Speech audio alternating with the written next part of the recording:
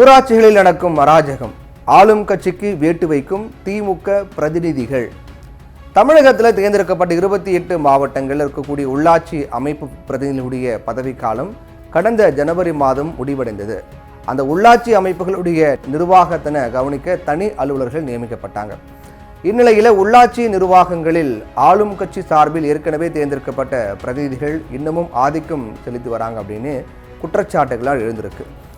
உள்ளாட்சி அமைப்புகளில் அடிப்படை பணிகளுக்கான ஒப்பந்ததாரர் தேர்வு, புதிய மனை பிரிவுகளுக்கு ஒப்புதல் வழங்குவது, கட்டுமான பணிகளுக்கு அனுமதி வழங்குவது, ஏன் வீடு கட்டக்கூட அனுமதி வழங்குவது அப்படின்னு எல்லாத்திலுமே பதவிக்காலம் முடிந்த உள்ளாட்சி அமைப்புகளுடைய பிரதிநிதிகள் தலையிடுவதாகவும், தங்களை கேட்காம எந்த பணிகளையும் மேற்கொள்ளக்கூடாது அப்படின்னு அதிகாரிகளுக்கு வாய்மொழி உத்தரவு போடுவதாகவும் புகார் எழுந்திருக்கிறது.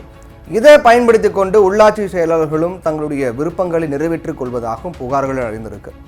ஏற்கனவே தங்களுடன் பணியாற்றிய ஊராட்சி செயலாளர்களை அங்கேயே பணியில் நீட்டிக்க வைத்து ஆளும் கட்சியை சேர்ந்த பழைய உள்ளாட்சி பிரதிநிதிகள் தங்களுடைய ஆதிக்கத்தை நிலைநாட்டி வராங்க அப்படின்னு சொல்லப்படுது. வழக்கம் போல உள்ளாட்சி பிரதிநிதிகள் பதவிக்காலம் முடிவடையும் தருணத்தில் அவர்களை பணியிட மாற்றம் செய்ய வேண்டும் என ஊரக வளர்ச்சித்துறை இயக்குனர் எல்லா மாவட்ட ஆட்சியர்களுக்கும் உத்தரவிட்டிருக்காரு. இந்த உத்தரவு கடந்த டிசம்பர் மாதமே மாவட்ட ஆட்சியர்களுக்கு அனுப்பப்பட்டது. ஆனால் இதுவரைக்கும் கலந்தாய்வோ பணியிட மாறுதலோ நடக்க விடலை அப்படின்னு கூட சொல்லலாம்.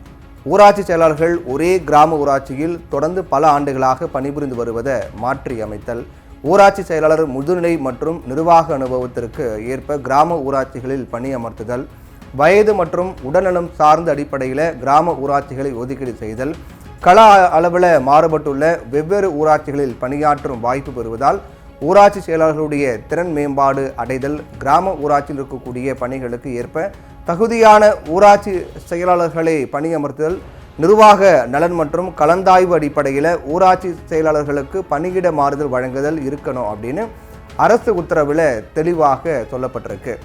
இது அரசாங்கம் மட்டுமே எடுத்த முடிவு கிடையாது. தமிழ்நாடு கிராம ஊராட்சி செயலர்கள் சங்க கோரிக்கைகளை பரிசீலித்து எடுக்கப்பட்ட முடிவு தான் இது. ஆனால் கடந்த டிசம்பர் மாதம் போடப்பட்ட உத்தரவு இன்னும் வரைக்கும் நிறைவேற்றப்படலை. பதவிக்காலம் முடிந்த பின்னரும் தேர்தல் நடத்தாமலேயே அந்த ஊராட்சிகளுடைய தலைவர்களை போல பழைய நிர்வாகிகள் வலம் வருவதே இதற்கு காரணம். பதவிக்காலம் முடிந்த உள்ளாட்சி அமைப்புகளுடைய பிரதிநிதிகள் எல்லா விவகாரங்களையும் தலையிடுவதாகவும், தங்களை கேட்காம எந்த பணிகளும் செய்யக்கூடாது அப்படின்னும் அதிகாரிகளுக்கு வாய்மொழி உத்தரவு போடுவதாகவும், இதன் விளைவாக தெருவிளக்கு பராமரிப்பு, குடிநீர் விநியோகம், சாலை பணிகள் இது எல்லாமே கடுமையாக பாதிக்கப்படுது. இதை பற்றி உயர் அதிகாரிகளுக்கு புகார்கள் கொடுத்தும் கூட எந்தவித நடவடிக்கையும் எடுக்கப்படலை அப்படின்னும் எதிர்க்கட்சி தலைவர்கள் கூட விமர்சித்து அறிக்கையை வெளியிட்டிருக்காங்க. ஆனால் எல்லாம் சரியாக தான் நடக்கிறது அப்படின்னு சம்பந்தப்பட்ட துறையின் அமைச்சர் பெரியசாமி சொல்றார். இதில் சட்ட சிக்கலுக்கு பயந்து நேர்மையாக கடமையாற்றும் சில தனி அலுவலர்களும் ஊராட்சி செயலாளர்களும் அலுவலகத்திற்கு வரவே பயப்படுறாங்க.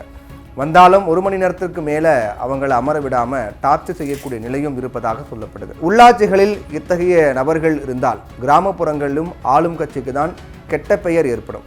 இத்தகைய நபர்கள் தேர்தல் வேலை செய்ய பயன்படுவார்கள் அப்படின்னு கருதினா அது ஏமாற்றத்தில் தான் முடியும். அவங்கள பார்க்கும் மக்கள் அவங்களுடைய மனதில் நிச்சயமாக வெறுப்பு தான் ஏற்படும். அதனால ஆளும் கட்சியான திமுக அரசு ஊராட்சிகளில் அரங்கேறும் அராஜக செயல்களை கண்டறிந்து சீக்கிரமாகவே ஒரு நடவடிக்கை எடுக்கணும்.